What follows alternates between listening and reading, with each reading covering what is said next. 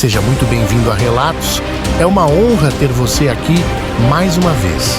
E para você entender todo o contexto que será falado, aconselho ver a parte 1 desta série. Dito isso, vamos para o vídeo, pois o relato é muito interessante.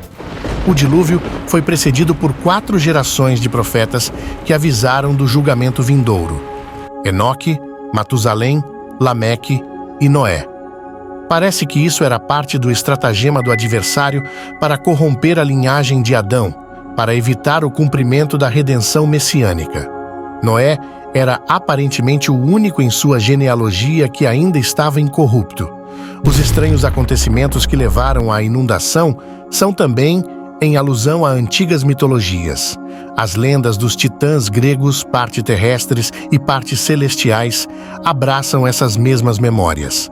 O titã grego é linguisticamente ligado ao caldeu Sheitan, no hebraico Satã. Para examinar este período surpreendente da pré-história, precisamos examinar os eventos precedentes como registrado em Gênesis capítulo 6.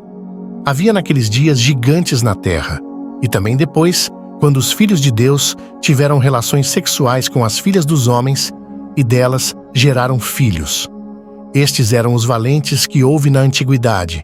Eles foram os heróis do passado, homens famosos, Gênesis 6, verso 4. A passagem citada descreve as circunstâncias estranhas que levaram ao desastre cataclísmico do famoso dilúvio de Noé. O termo hebraico traduzido por filhos de Deus é Rabenai Elohim, um termo usado de forma consistente no Antigo Testamento para anjos.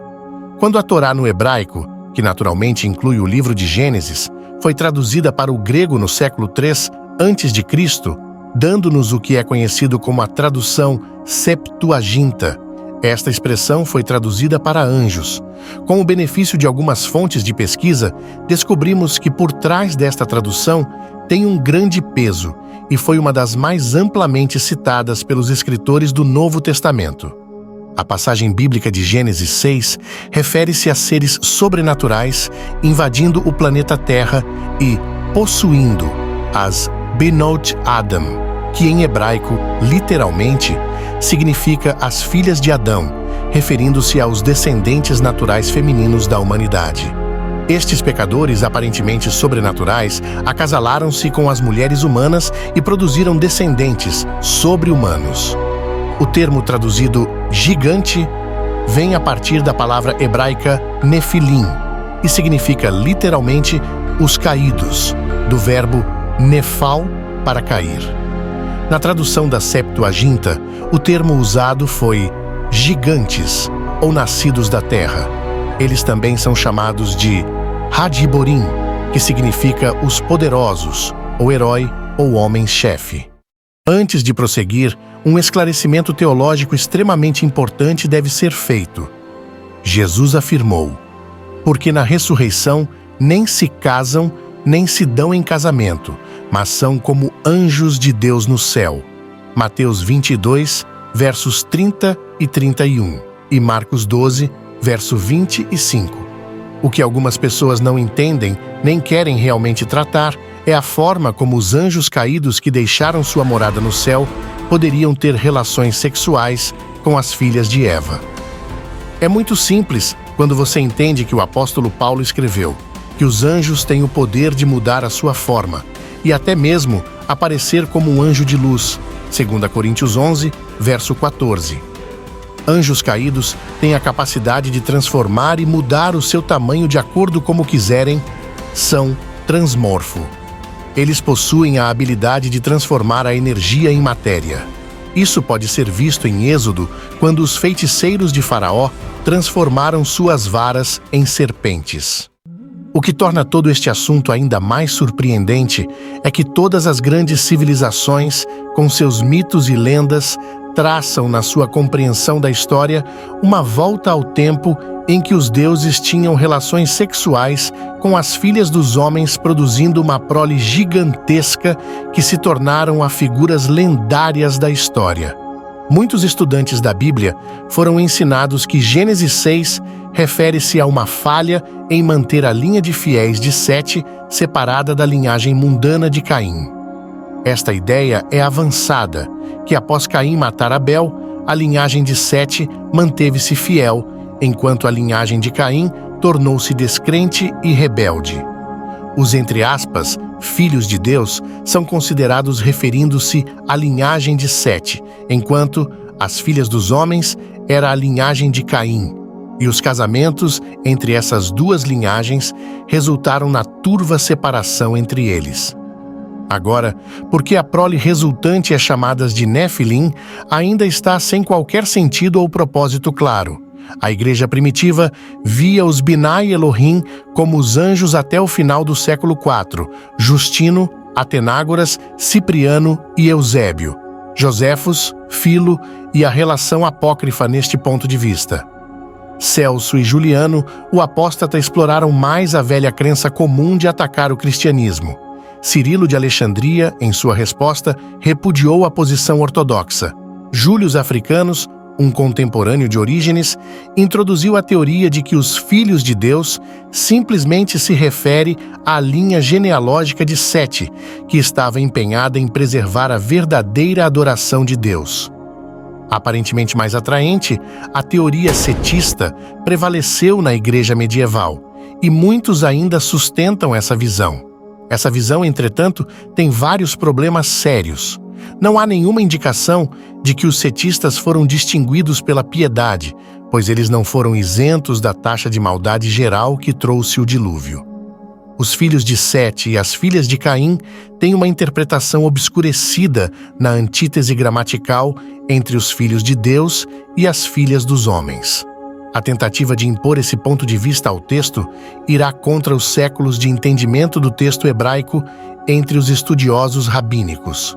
Além disso, o termo filhos de Deus não denota uma restrição à linhagem de Sete.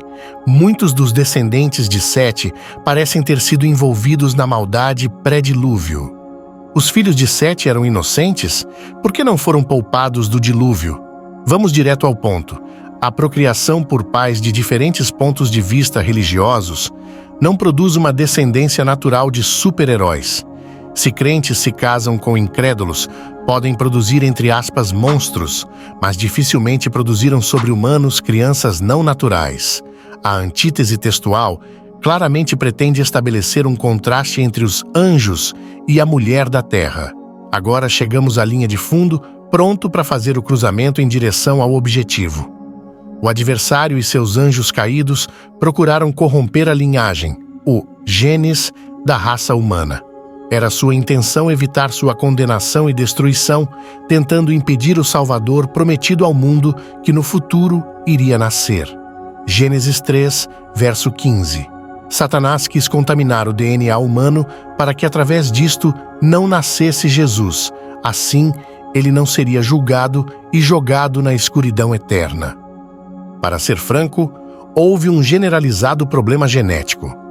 Satanás e seus anjos caídos tinham corrompido todos aqueles destruídos no dilúvio, exceto Noé e alguns de sua família, e também os animais escolhidos a dedo por Deus.